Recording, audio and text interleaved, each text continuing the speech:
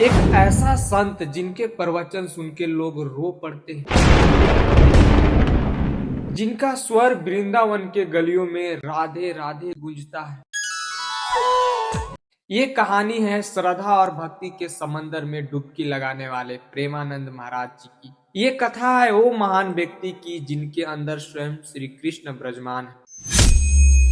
प्रेमानंद महाराज के जन्म उत्तर प्रदेश के कानपुर में हुआ था। बचपन से ही उनके मन में भगवान के प्राप्ति के लिए अलौकिक प्रेम था। जब दूसरे बच्चे खेल कूद में थे तब ये बच्चा मंदिर में भजन गुनगुनाता था। एक दिन उन्होंने सुना वृंदावन में एक साधु हैं जो भगवान श्री कृष्ण की अनंत लीलाओं का वर्णन करते हैं। उसी पल से उनके मन में एक ही विचार आया, बस मुझे वृंदावन जाना है और भगवान को पाना है।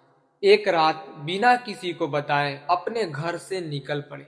ना पैसा ना कोई सामान, सिर्फ एक लोटा और एक माला। रास्ते में भूख लगी, प्यास लगी, लोगों ने पागल तक कहा, पर उस बच्चे के चेहरे पर एक ही चमक थी, श्रद्धा और प्रेम की। वृंदावन पहुंचकर उन्होंने कई गुरुओं से मिलने की कोशिश की, पर उनका मन तो सिर्फ एक गुरु पर टिक गया। उनके चरणों में सर रखकर कहा, अब मुझे और कुछ नहीं चाहिए, बस आपका प्रेम और सेवा चाहिए। और यहीं से शुरू हुई उनके भक्ति, त्याग और प्रेम की कहानी।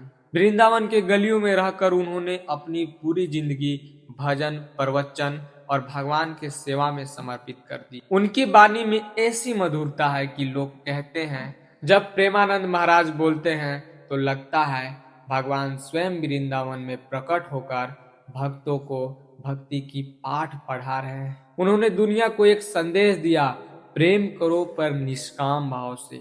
भगवान को पाने के लिए त्याग नहीं तो और क्या चाहिए। प्रेमानंद महाराज जी के ये रहस्य 100% सत्य है कि उनके दोनों किडनियां फेल हैं, फिर भी वे आज जीवित हैं। प्रेमानंद महाराज कहते हैं कि ये सब प्रभु की लीला ही तो है। कई लोगों ने उन्हें किडनी दान देने की बात कही, पर उन्होंने साफ इनकार कर दिया। प्रेमानंद महाराज ने दिखाया है कि भक्ति सिर्फ पूजा नहीं, एक जीवन का मार्ग है। उन्होंने सब कुछ त्याग दिया, लेकिन बदले में पा लिया अनंत शांति और भगवान के अनंत प्रेम। अगर आप भी प्रेमानंद महाराज जी के प्रेम, भक्ति और त्याग से प्रेरित हुए तो कमेंट में लिखिए राधे राधे।